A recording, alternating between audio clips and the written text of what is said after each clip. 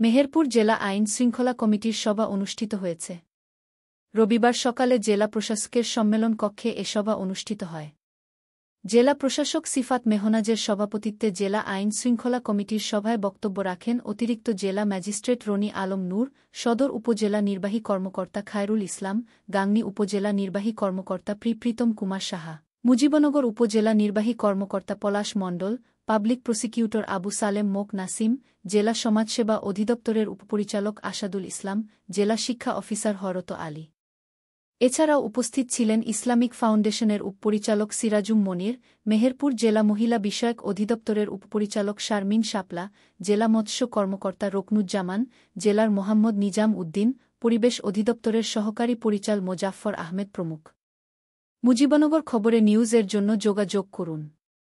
আসফারুল হাসান সুমন, উপদেষ্টা সম্পাদক, মোবাইল 017222266606।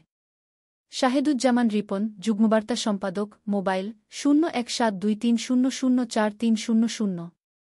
শহীদুল ইসলাম সাইদুল, বিশেষ প্রতিনিধি, মোবাইল 016701999955।